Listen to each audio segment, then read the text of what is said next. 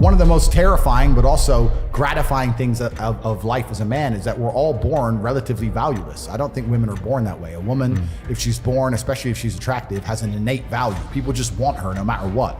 But as a man, if you're not an important man, nobody gives a fuck about you and they're never gonna care. So you have to build yourself from the ground up, and that's scary for a lot of people, but it's also a massive opportunity. You can decide if you want to be a famous musician or a nice sensitive poet or a painter or a kickboxing world champion or a businessman. You get to decide on all the different characters in the video game. You can choose, who do I want to be? And then if you actually try, you can become it.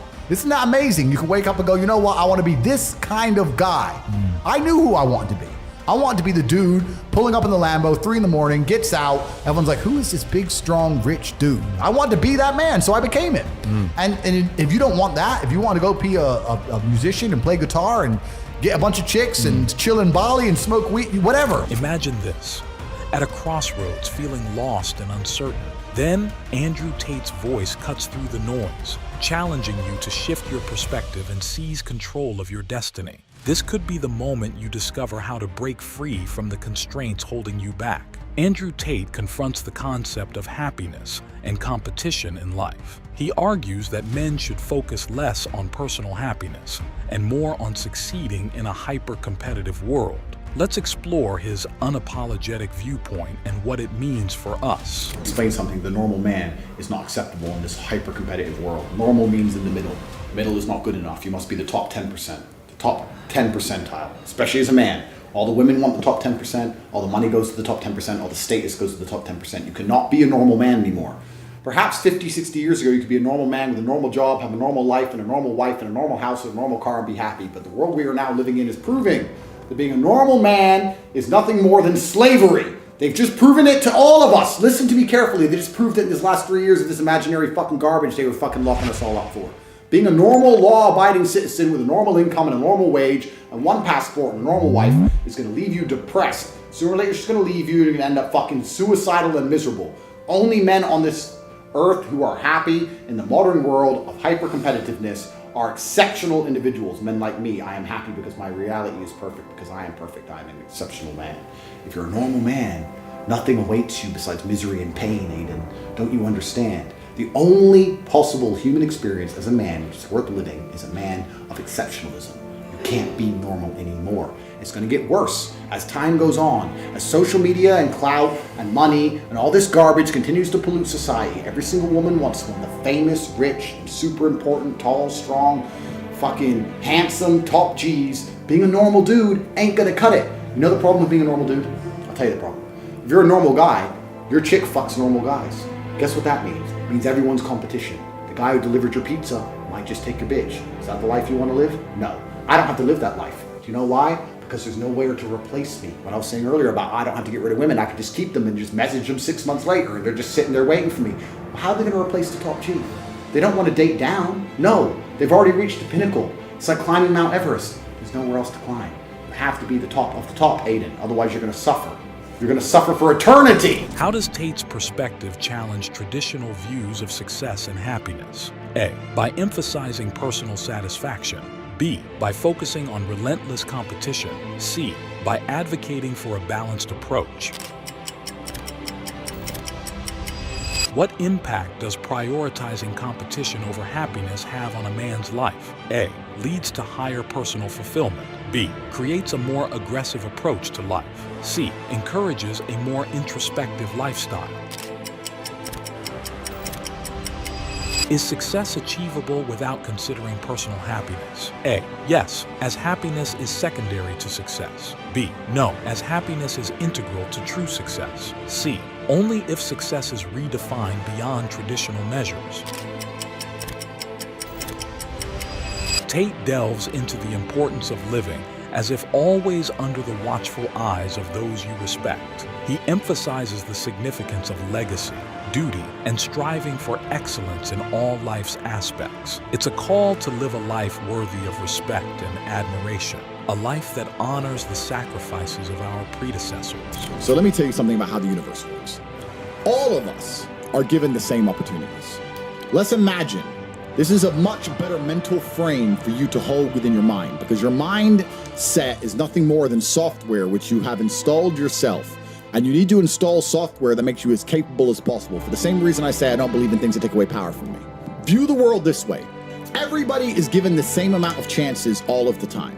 And the people who are very successful are people who act on those chances. People who are prepared. Let's imagine it's the same amount of prison riots. A prison riot affects everybody in the jail.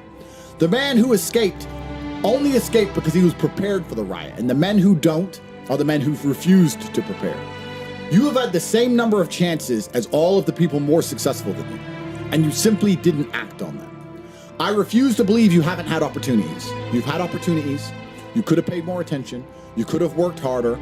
You could have had unmatched perspicacity to identify every opportunity. You could have had sheer indefatigability to make sure when an opportunity was identified that it was wrung of every single piece of value. You could grab it like a wet rag and squeeze every single piece of value out of the negative or positive circumstance you found yourself in. We all have the same opportunities, and the men you see who are monumentally successful simply act on them when you don't. I don't believe anybody who's struggling didn't have chances. I believe they didn't act. And the reason this is such an important mindset is because it puts all of the burden on you. It is down to you to act. It is not down to you to wait and hope for an opportunity to come that is so easy that you're going to walk down the street and find a winning lottery ticket. No, it is down to you to pay attention and act quickly. When someone gives you a chance, when someone shows an opportunity, when you have an idea, when we say you should do this or we believe this is going to happen, that is your time to finally act and do something. If you refuse to act, you will never escape. When the prison riot comes, if you sit on your bed, you're not going to end up out of jail. The prison's not going to collapse all around you and you just stand up and walk off. You have to do something. So anyone who's saying they struggled this year, I believe that you had the opportunities, you didn't act how you should. And when the burden of proof is on you, you must now then sit and say, well, what lesson can I learn? How can I change 2024? And it's very simple. In 2024, you can't afford to miss a chance. You need to be a hero. 2024 is the hero's year. Of you watching this, a percentage of you are going to live the best life you've ever lived in 2024. A percentage of you are going to escape and find financial freedom, and along with it, geographical freedom, and along with it, the freedom to speak your mind because you're no longer controlled by the matrix. But a percentage of you are going to stay stuck exactly where you are. Not because you have less chances than the people who escape.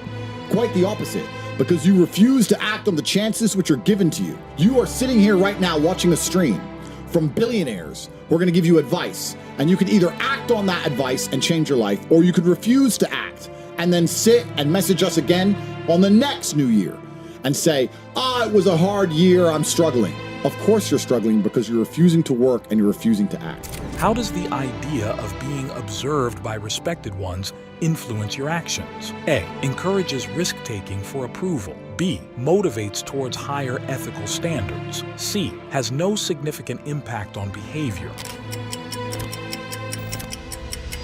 What role does legacy play in shaping one's life choices? A. Acts as a guiding principle for major decisions. B. Is often ignored in pursuit of personal goals. C. Only matters in certain cultural contexts. Is maintaining high standards in all life aspects realistic? A. Yes. It's essential for a fulfilling life. B. No. It leads to unnecessary pressure. C. It depends on individual values and goals.